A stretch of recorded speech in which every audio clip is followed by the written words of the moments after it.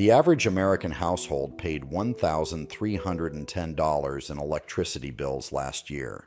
Not because that was the cheapest way to power a home, because the technology that could have made that bill significantly smaller, in some cases zero, lost a price war it should not have lost, and has been sitting in government reports and bankruptcy filings ever since. 6 technologies covered in this video have been independently verified by Sandia National Laboratories, NASA, the United States Navy, and MIT to outperform standard solar photovoltaics on efficiency, reliability, or round-the-clock power delivery. Solar panels now account for 95% of all small-scale off-grid power sold in the United States, not because they are the best option available, but because they won a cost competition in the late 2010s that left every serious competitor either defunded, delisted, or locked out of residential certification.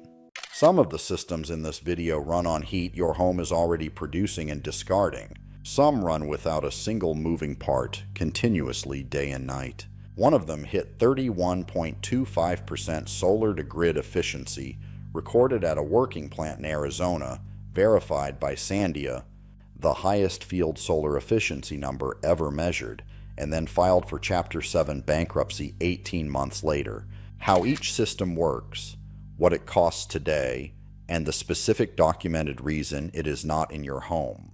The core problem with the solar panel on your roof is physics. A standard silicon photovoltaic cell converts roughly 16 to 18% of the sunlight that hits it into electricity. The rest becomes heat, wasted, radiated off the back of the panel into your attic. But there is a machine that converts that same sunlight into electricity at 31.25% efficiency. Not theoretical, not laboratory only. Measured at a working plant in Maricopa, Arizona in 2010 by Sandia National Laboratories, and declared the highest recorded efficiency for any field solar technology in history. It is called the Solar Dish Stirling Engine. A mirrored parabolic dish concentrates sunlight onto a focal point. That concentrated heat drives a sealed Stirling engine, invented by Scottish clergyman Robert Stirling in 1816, which expands and compresses hydrogen gas in a 4-stage cycle to spin a generator. No water required, no steam required, no combustion. A 25 kilowatt unit produces enough electricity to zero out the energy bill for 20 average homes. But the real engineering story here is what happens at night. A Stirling engine does not care where the heat comes from. Feed it propane biogas or stored thermal energy, it keeps generating. That 24-hour capability is something a solar panel cannot replicate without a battery bank that costs more than the panels themselves. The financial story ended badly. Stirling Energy Systems, backed by NTR of Dublin, partnered with NASA Glenn Research Center and Boeing, filed for Chapter 7 bankruptcy on September 23, 2011. The cause was documented in their court filings. Chinese subsidized photovoltaic panels dropped in price by 40% in 18 months. The Suncatcher technology could not compete on price. It still holds the field efficiency record. A 25 kilowatt dish, a world record that still stands. A company that does not exist anymore. That is not a story about failure. That is a story about price. When your furnace runs, it burns natural gas. It turns roughly 85% of that gas into heat for your home. The other 15% goes up the flue, and none of it, not 1 watt, becomes electricity. But there is a system that burns the same gas your furnace already burns and produces electricity at the same time. It is called micro-combined heat and power. The Honda EcoWheel, deployed in over 90,000 Japanese homes by 2009, runs a small internal combustion engine on natural gas. That engine produces 1 kilowatt of electricity and 3 kilowatts of heat simultaneously at 85% total energy efficiency. The Centertech DAX unit, installed in 15,000 European homes, produces 5.5 kilowatts of electricity and 12 kilowatts of heat at over 90% total efficiency. The mechanism is straightforward. The engine runs, the shaft spins a generator. The exhaust heat, which a conventional furnace discards, is captured and routed to your hot water and your radiators. Nothing is wasted. But the real breakthrough here is what total efficiency actually means for your bill. A standard grid power plant converts roughly 33 to 38% of its fuel into electricity. The rest is heat, dumped into cooling towers. Your utility then transmits that electricity across hundreds of miles of wire, losing another 5 to 8% in transmission losses. A micro CHP system in your mechanical room captures 90% of the fuel it burns and uses it where it is consumed. That eliminates the waste of the power plant, and it eliminates the loss of the wire. A complete CenterTech Docks unit costs between $10,000 and $15,000 installed. In a home that already pays for natural gas heating, the payback period in German field trials ran 7 to 12 years. In a home with high electricity rates, it runs shorter. This technology is in 90,000 Japanese homes and 15,000 European homes. It is in almost none in the United States. The reason is not efficiency. The reason is that no U.S. utility tariff structure currently makes residential grid export from a micro CHP unit economically straightforward in most states. A standard solar cell captures visible light. That is the photons your eye can see in the narrow band between 400 and 700 nanometers. Everything outside that band, a solar cell ignores completely. Everything outside that band, the infrared radiation coming off your hot water heater, your furnace exhaust, your fireplace, your car engine, a solar cell ignores completely. But there is a cell that captures heat radiation directly.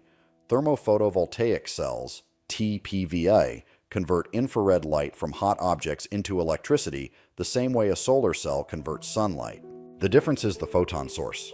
The source does not have to be the sun. It can be anything hot.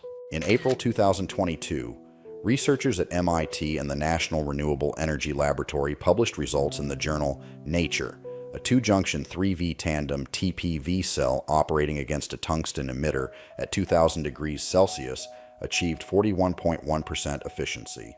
That is more than double the efficiency of a standard residential solar panel. It holds the record for the highest demonstrated far-field TPV efficiency in the literature. But the real implication here is what that heat source means for a home.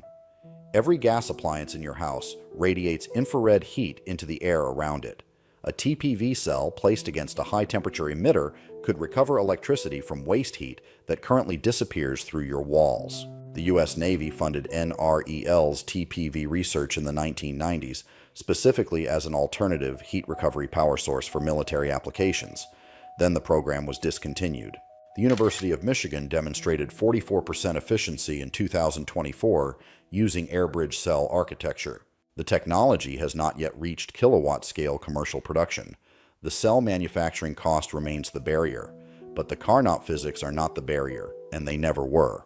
41% efficiency, documented in Nature, not in your home, not offered by your utility. Not certified for residential installation, it needed a manufacturing cost curve that has not arrived yet, the same curve that arrived for solar panels in 2010. Every generator in every power plant in the United States, coal, gas, nuclear, converts heat to electricity the same way. Heat makes steam. Steam spins a turbine. The turbine spins a coil of wire inside a magnetic field. That rotating coil is the generator. It is a machine with bearings, shafts, seals, and moving parts that wear. The thermodynamic sealing of that process is bounded by the temperature at which the turbine blades can survive, roughly 1700 degrees Fahrenheit, not by the temperature of the heat source. But there is a generator with no moving parts at all. In a magnetohydrodynamic generator, electrically conductive plasma, ionized gas at extremely high temperature, is accelerated through a magnetic field at supersonic speed. Moving charge through a magnetic field produces voltage. That is Faraday's law. No shaft, no turbine blades, no bearings, no moving parts to wear. In 1963, the Avco Research Laboratory, directed by physicist Arthur Kantrowitz, constructed and operated a 33-megawatt MHD generator. That record stood for years. By 1967, a 20-megawatt MHD system was operating as the energy supply for a wind tunnel at the Air Force Arnold Engineering Center in Tennessee. The Soviet Union ran a 25-megawatt natural gas-fired MHD plant, the U-25 DARS from 1971. But the real engineering advantage here is operating temperature. Because MHD channels have no turbine blades to protect, they can operate at the full temperature of the combustion products, above 4,000 degrees Fahrenheit. That upper temperature is what drives thermodynamic efficiency. Higher temperature sealing, higher theoretical efficiency. MHD combined with a conventional steam bottoming cycle was projected to reach 50 to 60% total efficiency, roughly double a conventional plant. The Britannica entry on MHD generators records the cause of death in one sentence. The assumption in the late 1960s that nuclear power would dominate commercial power generation led to a sharp curtailment of MHD research. Nuclear did not dominate, MHD did not return. A generator with no moving parts, 40 years of documented performance. Curtailed because a projection about nuclear power turned out to be wrong. The solar panel on your roof stops working when the sun goes down. The battery that covers the gap costs between $10,000 and $15,000 and lasts 8 to 12 years before degradation requires replacement. The total system cost for a solar plus storage setup that covers a typical American home runs $60,000 to $80,000 installed. But there is a solid-state power converter, no moving parts, that can run on any heat source continuously and was operating in space in 1959. It is called a thermionic converter. 1.5 gigawatts deployed, enough for 1.2 million homes. 0 of those homes are yours. 31.25%, 90% total efficiency. 41.1% from waste heat. No moving parts. Proven in space. Proven in 90,000 Japanese homes. Proven in a 25 megawatt Soviet plant that ran for decades. Every technology in this video was independently verified by a named institution. None of it is in your home. Not because the physics failed, because certification structures were built for a grid-dependent market. Because price wars were won by subsidized imports. Because program funding was cut based on projections that turned out to be wrong. The electricity these systems could produce passes over your roof and through your walls every day in the form of heat, sunlight, and fuel you already pay for. The engineering to capture it exists. It always has.